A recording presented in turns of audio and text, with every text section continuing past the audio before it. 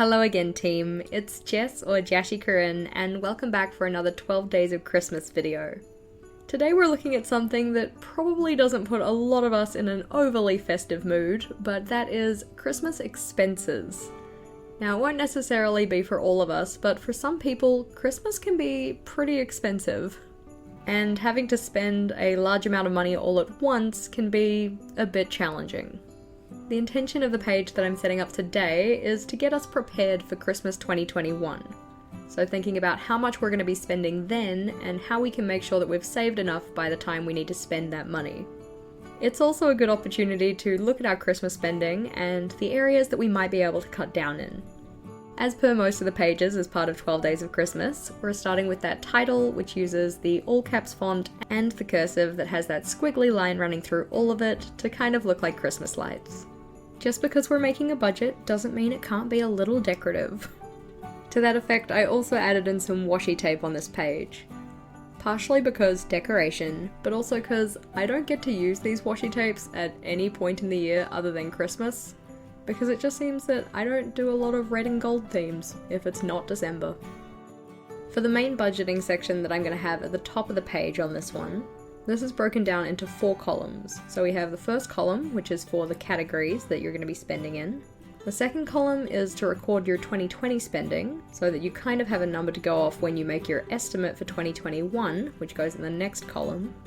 And then in the final column, it's just about adding 5% or maybe 10%. Just so that with inflation, or if your estimate was a little low, you've got a little bit of wiggle room.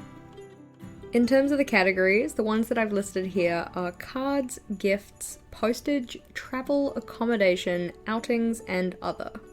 I had intended to include food, but I'm not too sure how I missed that one out. Of course, whatever categories you use, you really should select yourself. Your Christmas looks different to mine and different to other people's, so making sure the categories you've selected to put on your budget are actually areas that you need to keep track of. Very important. Under the table, I have space to record 3 pieces of information though. So 1, when is the deadline for when you need to have all this money saved by? 2, how many weeks until that date, from the time you're setting your tracker up? And thus 3, how much money do you have to save a week?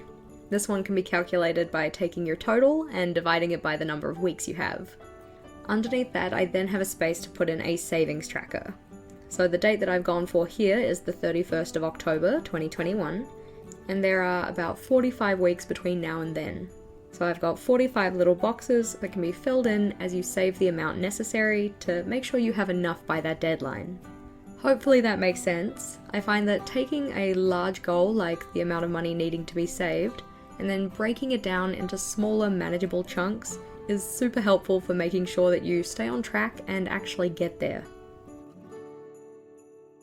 Alrighty team, so as you can see, a fairly straightforward budget where you just outline what categories you have, how much you spent this year, your estimated total for next year, plus 5%, then add all of that up, divided by the number of weeks you have to save, and then a space to track actually saving those amounts.